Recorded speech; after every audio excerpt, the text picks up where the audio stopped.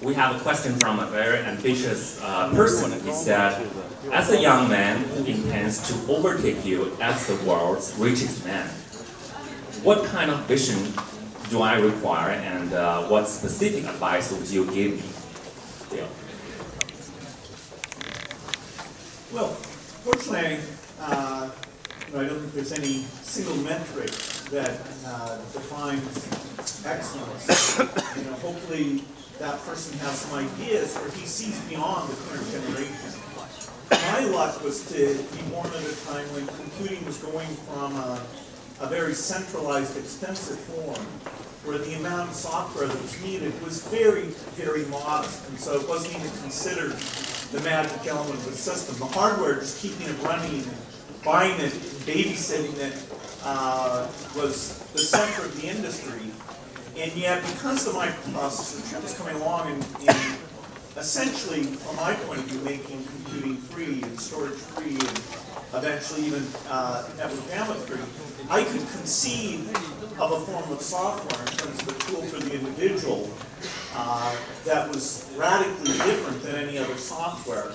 I remember at the time the industry award for the top-selling software was if you sold 10,000 copies, you got their big trophy, and they gave you a big banquet. Well, our Basic had sold 6 million copies, so I called them up and I said, well, what do you have for 6 million? They were like, what? What kind of software are you talking about? And so it was really utterly different. For this gentleman, hopefully at a young age, he'll see how to make robots, or how to make assistants, or some way of making software development far more efficient than it is today. Even though so many things have changed, if you look at, say the code that defines a website, or the code you write for business applications, I have to say, if you'd asked me 40 years ago what that would look like, I would have predicted that it would be much easier to do business applications, much easier to write highly reliable code. So there's an opportunity for somebody, and it's not just in software. If they can invent, a way of making energy cheap and CO2 free, see a twist of using technology to do that. I'd say that would be a kind of a mind-blowing contribution. So the room for innovation, the speed for innovation is better today than ever. In my case, I didn't sit down and say, okay, I'm going to be better than IBM or something. I didn't have the same confidence that this person had. I knew I loved software. I wanted to mess around with it, and it led to being able to create a company. But I didn't know at any point in time. Part of the reason I think I ran the company well is I thought, okay, maybe the company will be twice as big. Let me get ready for that. I never said, well, of course, it'll be gigantic, because then you might skip all the hard work of scaling up that factor of 2. And I thought, okay, this is it. I just have to build a management system for 5,000 people. If you said to me when I had 10 people and I tried all the code, hey, you'll have 100,000 people, I would have laughed. I would have said, wow, how many bugs can you create with 100,000 people? I don't want 100,000 people. So I wish you good luck. So you're saying you don't really need to be this ambitious in order to be successful, right? Well, I don't think, we can ask Elon, I don't think any of us assumed that things would line up to create, in his case, multiple successes that are pretty fantastic. I think if you had that, you knew that, you didn't think it was at risk, I'm not sure you would actually get there. What other characteristics would you look for a potential successful entrepreneur? Well, people who end up being successful are often, not always, but pretty fanatical about the thing they're trying to do. I remember one industry panel where there were about 7 people, and the debate was, would the computer interface be this character mode thing, or would it be graphics user interface? And at the time, the graphics user interface stuff was so slow, it was laughable. And writing software was so bad. It was Windows 1.0. And so the people on the panel were saying, no, this this is kind of a stupid thing. And I was saying, no, believe me, this will be great. And one of the guys on the panel said that hey, Bill is wrong, but Bill works harder than the rest of us, so even though it's the wrong solution, he's likely to succeed. And that was the best compliment I ever had, was that just by working day and night, I could send the industry in some funny direction. So, you know, I was fanatical in that period of time. That is, I didn't believe in vacation, I didn't believe in weekends. You know, so it turned out that worked for me, that we got our company going at a speed that allowed it to make mistakes faster than other people were and kind of see those mistakes. And many software companies at the time thought of themselves as a single product company. And they were literally designed to be a single product company. And they thought that their sales were mostly going to be in the United States. We, from the beginning, planned to be a multi-product company. You know, BASIC, I don't know if people have ever heard of that, was our BASIC interpreter that ran on a bunch of computers, was our very first product. And of course today, they're still around, but you know, people use JavaScript for a lot of the things that BASIC was used for them. So we had a conception of a very big company, and we knew what we were about with software. Hiring software people and writing lots and lots of software, not a specific piece of software. So that helped us a lot. We said we're going to have the world's most efficient software factory. Elon has to actually build buildings and buy equipment to make the gigafactory. We said, okay, we're going to have a gigafactory of software, which is with a bunch of guys with better symbolic debuggers and better simulators and compilers and things like that. Now we didn't get other companies were also doing that, but we were somewhat ahead in terms of being serious about high quality software development. All right. Question for Elon, also from our internet users. I'm so curious that I'm going to explode. How does Elon Musk have the energy and enthusiasm to accomplish so many great things? It's incredible. It's just too cool. Does he do things step by step? Or does he have huge goals already set for projects that have just hatched? Sure. Well, I think, first of all, I mean, I just going back to what Will said, you don't actually expect things to be big. In fact, I mean, in the beginning, I expected that, I thought we would fail. I thought that was the most likely outcome, by far, actually. I thought maybe 10% chance of success for SpaceX, something similar for Tesla. And if you look at the track record of space startups and car startups, it's pretty bad. So it's not from the standpoint of like, wow, if you were to rank order and say, I'm going to start a company, what's like the highest return on investment for the risk? Like right at the bottom of the list of the least desirable would be something in space and cars. It's a graveyard. So I certainly don't want to be complacent at this point, but we came very close to both Tesla, SpaceX, and Solar City all dying at the end of 2008. So yeah, but in terms of how, it's really just that I thought there were these important problems that needed to get solved, and it didn't seem as though anyone was really solving them. With respect to Tesla and Solar City, it's about trying to accelerate the advancement of sustainable energy and sustainable energy production. For Solar City, sustainable energy consumption in the case of Tesla, when we started Tesla, electric cars were just thought of as the stupidest thing. They're really, I mean, in fact, starting a car company was thought of as stupid. Starting an electric car company was stupidity squared. We narrowly escaped that so many times. So it's not, there wasn't some grand plan. The expectation was there. That was the most likely. But the follow-up question would be, how can you manage so many things simultaneously? 3 companies. Well, I don't recommend this. I really, it's not good for quality of life. And I should emphasize that I run SpaceX and Tesla, but I don't run Solar City. I provide kind of strategic guidance. Fortunately, the team there does an amazing job, and it's like one day a month, that type of thing. Tesla and SpaceX are kind of like every day, every weekend, every holiday. Not just as CEO, you're also in charge of technology, product. Are you a very detail-oriented person? We have a really talented team there, so I just want to emphasize that sometimes I get, in fact, most of the time I get way too much credit or attention for what I do.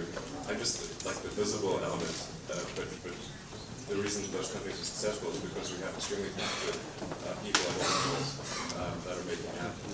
I really don't think it's a good idea. All right.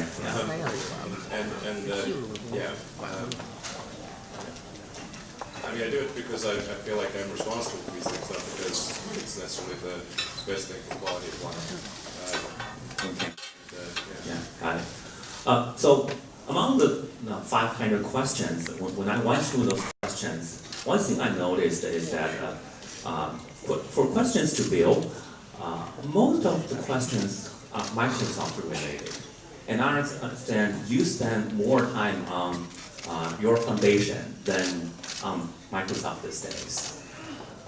Do you really think you are making a bigger contribution to humanity your foundation through your foundation than you did through Microsoft? In other words, let's say 100 years from now, would you rather be remembered as the founder of Microsoft or as a great philanthropist? Well, I hope I'm alive 100 years from now. That'd be nice. They don't have to remember me as long as I get to do fun work like I am now. You know, the biggest part of the economy is the private sector. And when you think, why are things going to be better 20 years from now, 30 years from now, the vast majority of that's going to come out of private sector companies. The digital revolution is at an early stage. And so companies like Baidu, Google, Apple, Microsoft, they're making a huge contribution. The tools that they create that get used in so many domains, just take education as one domain that over time, we haven't seen it yet, but over time that should make ability to connect up to what somebody's learning and what their goals and aspirations are. So this is incredible stuff. And anybody who had a chance to be part of that, particularly to build a good-sized company, made a huge contribution. What I saw was that the most unique thing I could do, starting in my 50s, was to be full-time at the foundation. That is, that there were other great people who could take the mantle at Microsoft. When I was running Microsoft in my 20s and 30s, I always thought, for sure it should never have a CEO over 45, because who could keep up with all this stuff? So then, as I found myself in my 50s still, the company was like, well, I told myself I shouldn't still be here. And anyway, the foundation work, which is in partnership with my wife Melinda, became more appealing. And I was saying to myself, gosh, who's going to work on malaria? It appeared to be more of a vacuum, that organizing science and government to take these problems that are a little bit hidden away in these poor countries where most people don't actually go and see the depredations of malnutrition and infectious disease. And so it appeared like an opportunity that showed up that could take all the skills of organizing people and energizing people in the software revolution now in a slightly different domain, but the skills of running teams and picking scientists and being patient about things that take 10 or 15 years to have a breakthrough. I can take all of that. And so I think for this phase of my life, this is my biggest contribution and the most fun. It's nice when you decide those two things are the same. But in my 20s, I would not have been satisfied at doing this. And so I think in China, the image is more about the Microsoft, because the foundation isn't that visible. Most work of the foundation is in poor countries. We are trying to build more and more relationships because there's so much innovation in China that can help in Africa, whether it's in health or agriculture or cell phone magic. So that's a growing thing. So you should come to China more often. I do. Yeah, I do. Good. Yeah. So you and I had a short debate on artificial intelligence last night. I want to bring that topic up here too. I also understand, Elon, recently you said that artificial intelligence advances is like summoning the demon. That generated a lot of hot debate. Baidu's chief scientist Andrew Ng recently said during an interview that worrying about the dark side of artificial intelligence is like worrying about overpopulation on Mars. How would you address that? He said it's a distraction to the scientists in artificial intelligence. I think that's an sort of radically inaccurate analogy. I know a bit about Mars. So the risks with sort of digital superintelligence, and it's important to appreciate that it wouldn't be just human level, it would be superhuman almost immediately. It would just so far past humans to be way beyond anything we could really imagine. I think more appropriate analogy would be like if you consider, say, nuclear research with the potential for a very dangerous weapon, releasing the energy is easy. Containing that energy safely is very difficult. And so I think the right emphasis for AI research is on AI safety. We should put vastly more effort into AI safety than we should put into advancing AI in the first place, because it may be good or it may be bad, and it could be catastrophically bad. It could be the equivalent of nuclear meltdown. So you really want to emphasize safety. So I'm not against the advancement of AI. I want to really be clear about this, but I do think we should be extremely careful. And if that means it takes a bit longer to develop AI, then I think that's the right trade-off. We shouldn't be rushing headlong into something that we don't understand. Bill, I know you share similar views with Elon, but is there any difference between you and him? I don't think so. Okay. I mean, he actually put some money out to help get some work going on this, and I think that is absolutely fantastic. You know, for people in the audience who want to read about this, I highly recommend this Bostrom book called Superintelligence. But the basic point that Elon just made, that we have a general purpose learning algorithm that evolution has endowed us with. And it's running in an extremely slow computer. Very limited memory size, ability to send data to other computers. We have to use this funny mouth thing here. But whenever we build a new one that starts over, it doesn't know how to walk. It's a really long root process. So believe me, as soon as this algorithm, taking experience and turning it into knowledge, which is so amazing, and of course we have not done in software, as soon as you do that, it's not clear you'll even know when you're just at the human level. You'll be at this superhuman level almost as soon as that algorithm is implanted in silicon. And actually, as time goes by, that silicon piece is ready to be implanted. The amount of knowledge, as soon as it has that learning algorithm, it just goes out on the internet and reads all the magazines and books and things like that. We have essentially been building the content base for the superintelligence. You think you're using the internet, that's actually what you're doing. So, I try not to get too exercised about this, but when people say it's not a problem, that really, then I can start to get really in a point of disagreement. How can they not see what a huge challenge this is?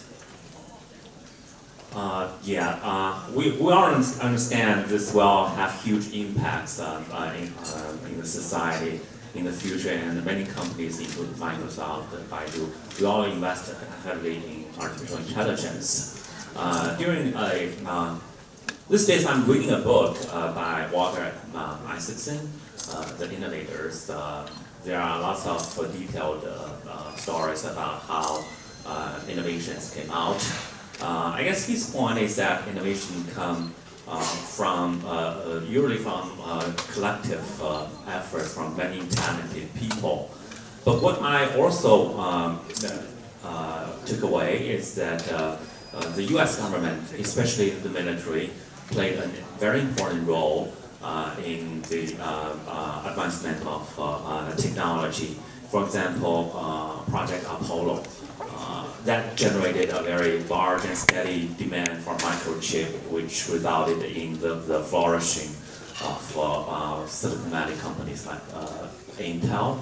And internet was a direct output of ARPANET. So the U.S. government played a very important role in this kind of technology advancements. Earlier this month, I was at the CPPCC meeting in China. I made a public speech advocating a project called China Brin. It's basically a artificial intelligence infrastructure put out by the Chinese government. We're hoping to build the largest AI infrastructure so that companies, entrepreneurs, universities can do research based on this platform. For the two of you, do you have any advice on this project? Well, basically, it's fantastic that China's stepping up to fund more basic research. Whether it's in medicine or computer science, that's going to help strengthen its universities. It's going to speed up innovation. President Xi talks a lot about the importance of innovation. So China has a lot to contribute. You have to be careful how you structure the government's relationship to innovation. For example, in Japan, they picked some very specific goals and approaches, the so-called fifth generation project. And it was the wrong way to go. In fact, in the 1980s, the US was feeling like, okay, Japan's better than us, they know how to make things better than us, they know how to plan a government AI project better than us, they know how to do HD television better than us. And actually that was a very good period in the US because people were kind of humbled. And they looked at our sort of scattered system of many universities and no central plan. But in fact, the work in the 1980s was the very best work that was laying the foundation for so many advances, including the PC, the internet. It was being done by a very distributed system that funded a bunch where, put aside the Manhattan Project, because that was special and it actually worked. The way they did their computer science stuff was backing dozens and dozens of different approaches and having contests like the DARPA driving challenge. Now they're having this pretty cool DARPA robot challenge. So I would highly recommend not doing what Japan did and looking at why the US model, decade in and out, has been the best. Elon? I very much agree with what Will said. It's important to create an environment that fosters innovation, but you want it to let it sort of evolve in a Darwinian way, as opposed to sort of pick it. You don't want to have at a sort of high level, like level, sort of pick a technology and decide that that's the thing that's going to win, because it may not be, and it's really. You should really let things evolve. But I mean, if there's high-level support for innovation and particularly making sure that the penalty for failure is low. You don't want to have failure be too punitive. I mean, that's one of the keys to Silicon Valley's success. There are many founders and companies that have been very successful, but in the past the company failed. But they quickly reconstituted. People left and joined other companies, and it's really good at recycling and going through recursive self-improvement. So that's I think a really critical thing. If you're going to say you want to support innovation and new technology, which is, again, you don't know what the path is. There's no map. There's no, by its nature, it's unknown, which means you're going to make false moves. So it must be okay to make false moves. Did you have a company before PayPal, or was that your first? I did. Yeah, it's a two. That was before PayPal. Yeah. And did you have one before Baidu? Not really. I had some ideas, but it was not in the form of a company or in the form of a startup. But yeah. Speaking of that, I think you became famous way before Elon and I started our company. So you probably had the chance to know some of the last generation entrepreneurs. Is there anyone that you had contact with and you have respect and you learn things from? Is there anyone like that? Well, when I started Microsoft, IBM was the dominant company, and they were sort of this behemoth. And then we ended up creating together with them the so-called IBM personal computer that ships in 1981. So it's kind of funny to be working with them. And we learned a lot from them. There were some great people there like Frank Carey. Then we worked a lot with Intel. I learned a lot from Andy Grove. Andy was not always nice to me, but that still allowed me to learn. Well, you were partners, right? Intel. Yeah, that partnership was more challenging than it might appear from the outside.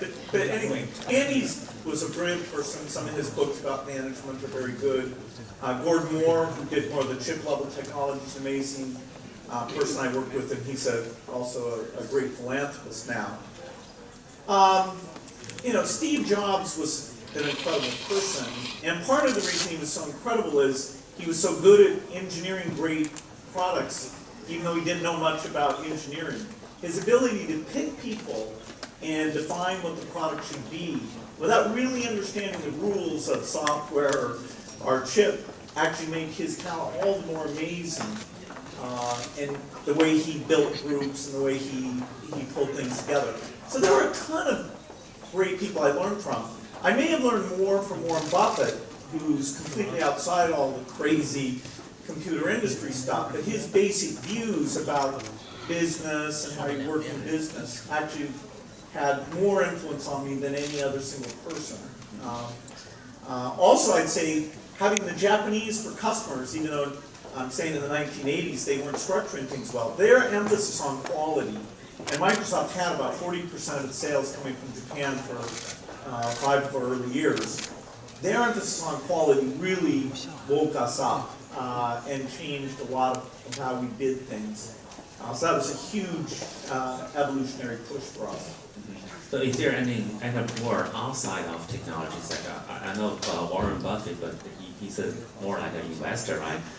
Any entrepreneurs that you have contact and you learn things? Well, now that I'm in phase of philanthropy, I'm getting to meet a lot of incredible entrepreneurs in a lot of different business areas.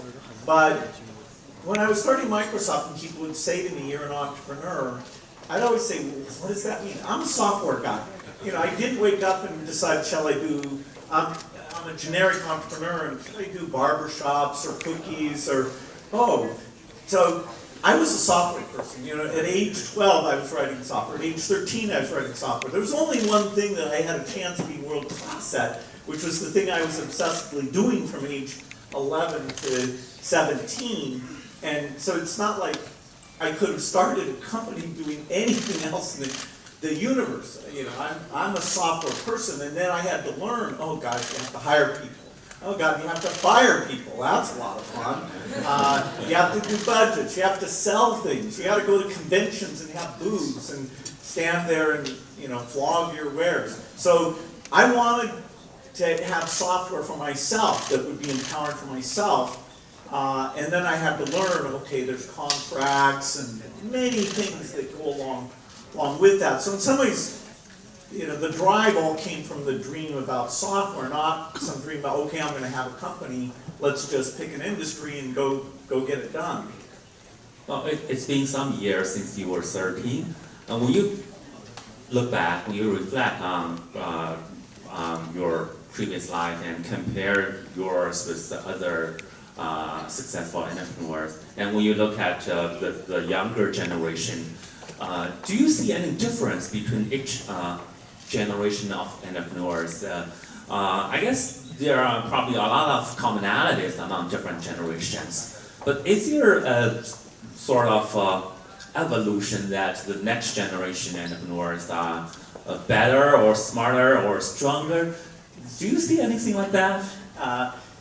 Well, I'm very impressed with Mark Zuckerberg. I've gotten to know him well, and I'm impressed the current generation is actually pretty good about asking us old me, because I'm older than these guys.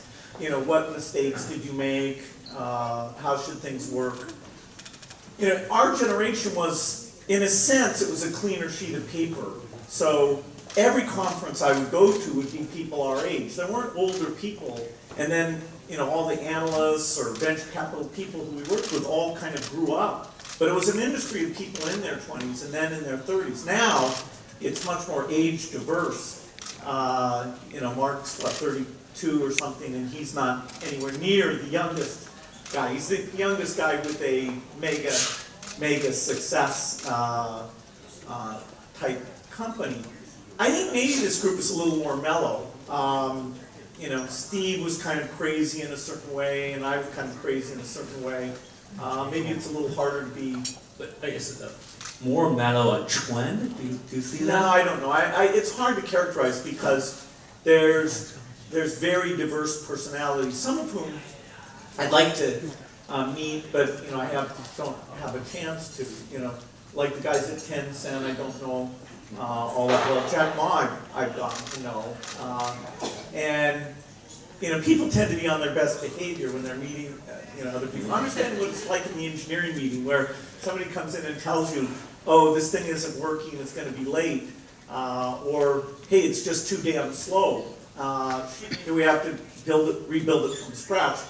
That's where I would love to be in there and see how they deal with the various challenges. Because all these businesses get externally, internally, to the point where they have to rethink some of the assumptions they've made.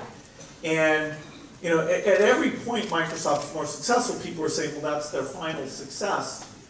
And it really bugged me because when people were saying, oh, eventually they'll get it wrong, I knew that was true. I mean, the companies I grew up admiring, I wonder if anybody's ever heard of Wing and Digital Equipment, which are long, long gone. But those were the great companies, and it was probably good for me to see them fail because it meant that just the wonderful technology and the great people they had in no way protected them from when the marketplace turned left and they didn't notice that was happening, that none of their excellence protected them from missing a market change.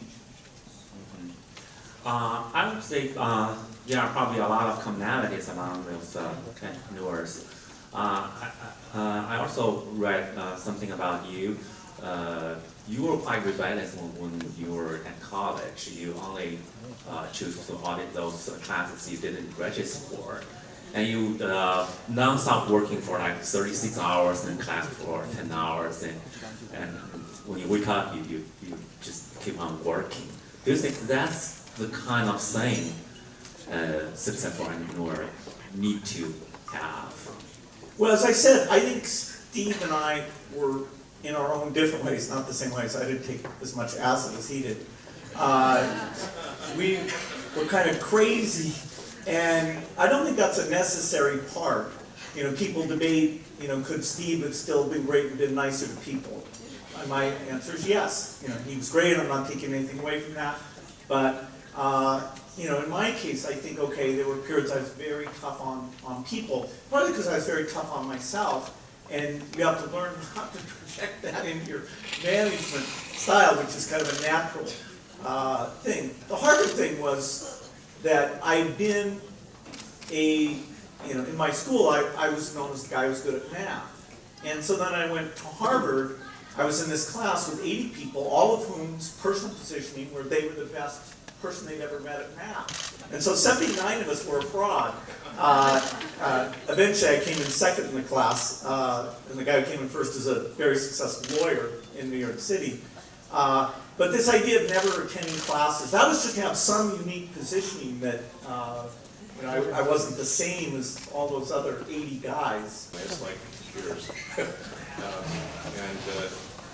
I didn't expect to create companies or anything like that. So it's really, and I think it is better to approach this from the standpoint of saying, rather than like you want to be an entrepreneur or you want to make money, it's like, what is some useful thing that you could do that you wish existed in the world? And then try to get other people to work with you to create that thing and keep making it better and better. And if you do create something useful, then money will be the result. But that's just the way that the properly working economy kind of rewards the creation of useful goods and services. And if you create something that you love and you think other people will love, it's much easier to sort of sacrifice the time and spend the effort. And if it doesn't work out, you don't regret it. It's a good way to go. Yeah, but have you ever thought of this saying that, okay, I'm younger than Bill Gates, and I don't want to exactly copy him. Is there any difference between? Definitely. Lives, diverge substantially. There's some similarities, particularly just growing up, and I agree with a lot of pretty much everything they've all said here. But my life kind of took me in a different direction. I said most of the first part of my on software, and then then I was like, well, it doesn't seem like people are really selling the electric car or the photovoltaics thing or the space thing, and so I thought I'd give it a try. Probably lose money that I put into it, but I thought it was worth giving it a try, and that was really the only thing. And then I had to learn how you make hardware. So I didn't even know. I'd never sort of seen a CNC machine or laid up carbon fiber or I didn't know any of these things. But if you read books and talk to experts, you can pick it up pretty quickly. In fact, I think people self-limit their ability to learn. It's really pretty straightforward. Just read books and talk to people. And particularly books. I mean, the data rate reading is much greater than when somebody's like talking. I mean, what's the output rate of speech? It's like a couple hundred bits per second. I mean, maybe a few thousand bits per second if you're really going full tilt. So you can do several times that reading. That's the main reason I didn't go to lectures in college was because the data rate was too slow. So it's like, why is this? Why are they reading the textbooks? I mean, this is like a bedtime story or something. Ridiculous. All right, since we are at Boao, this is not a pure technology conference. There are lots of government officials coming here.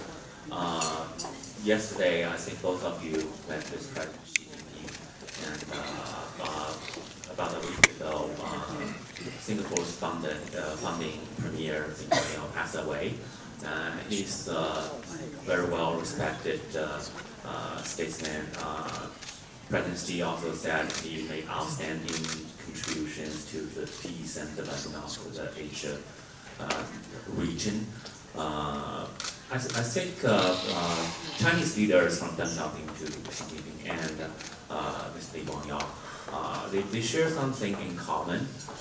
They believe in this kind of technocratic approach, running a country or government using an engineering type of methodology. This is very different from the U.S. I think U.S. are pretty much ruled by lawyers. What are the pros and cons in your eyes between these two different systems? Well, I mean, being an engineer, I obviously tend to favor the engineering approach. I think in the U.S. we probably have too many lawyers, and not that there shouldn't be lawyers, but I think we probably have more than we should have. And, I mean, generally, I think it's good if the political leadership of the country is technically proficient. So I'm sort of pro a sort of technocratic approach. yeah, I think I wish there were more people in the American Congress that were proficient in science. You met a lot of Chinese government officials, different generations of leaders. They probably have more to say about this. Well, I was very lucky that I got to spend, have a number of dinners with Lee Kuan Yew. And he was not only just thoughtful, just the very idea that he would take parts of the Western system and say, oh, this part is good, this part may not apply everywhere, this part he disagreed with. It was kind of bold because, of course, the Western system was succeeding. Basically all the rich countries in the world had followed the Western system. And so the idea that he thought he would do it slightly differently was a huge contribution. And Singapore is a city-state, so you can do things in terms of paying government salaries and excellence there that may not scale up. But what he did was very incredible. What we really want is this mix of democracy and expertise. And no country has that balance right. If you err on the side of democracy, there's certain extreme things about the wrong person getting in power. And if you kick them out, then how do you get new people in? So the democracy side, it has some huge advantages that have helped the U.S. Quite a bit. It is a little scary now when we have complex problems like how do you run a healthcare system efficiently? Why is the U.S. paying so much? And there really isn't at this time any elected representative. You can have a good discussion about the dynamics of that system and why it's different than other countries and how we might change that. So government has to do with very complex issues. And the Chinese government, although I'd say the trend is a tiny bit away from it, has had engineers and scientists in a lot of the key positions, and willingness to look at what other countries do, and also this notion that if you're going to have a new policy, you'll often try it out in part of the country, see if it works, and then tune the policy before you try and scale it up in a very broad way. So the Chinese government is a student of policy more than just a say UK Parliament or US Congress where people are kind of yelling at each other about, I'm right, no, you're right. It's not like, oh, let's go do an experiment. I've never sat in the US Congress and say, oh, let's try yours out, and one state will try out mine, and we'll come together and combine the best features. That's not a typical electoral dialogue that we're having right now. So it's a work in progress. There are things like how you run universities where the US model, other people should just adopt it.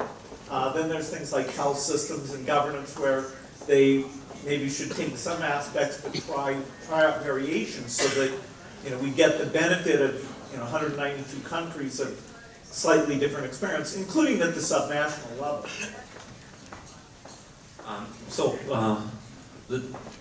We have a very strong government. They have very strong execution capabilities when it comes to infrastructure. High-speed rail or highways. We have massive constructions, and now it's probably the largest infrastructure in terms of transportation in the world. But when you have a strong government, are you concerned about innovation? There might be things that's too strict that's going to hurt innovation. Well, I think Chinese innovation is going at a very high speed. I think that the government could raise how much it spends on science research even more than it is. It's raising those things. There have been areas like in the media where you have to say why the Chinese market, although this is starting to change, has been behind in terms of media companies and things. I think a little bit the state probably deserves as a little bit of the reason the media sector hasn't come further along. But in terms of things like how do you make energy, the state policies are not holding back somebody, figuring out some big invention. In fact, I have a company, a nuclear power company called TerraPower, that really China's the most natural partner for us with the breakthrough generation of nuclear, because China's a lot like the United States was in the 1960s, where the idea that you want to go forward and do new things, it's very clear. The idea that the status quo isn't where you want to be. The U.S. today is very careful that, hey, we're pretty happy with the current conditions. So if somebody wants to build a new building or take some new approach, there's a lot of maybe no. You know, there's like 5 levels that you go through. Maybe no, maybe no. And so it's, whereas the bias towards moving and doing new things, which has a small downside but a huge upside as well, you know, I'd say in terms of breakthroughs in some areas like nuclear, it's more likely to come out of China than almost any other place because of this bias towards doing big projects. And in the 1950s, 1960s, that was the US. In the 70s, it started to be Japan. Korea took on that role, and you know, that big engineering bias is great for the world. So Elon, you are very futuristic. Let's say 50 years from now, how would you envision a conference like Boao be done? Do you think we still have to come to the stage and meet face to face, or is there a better way for people to communicate as a conference? The airport will be closer. I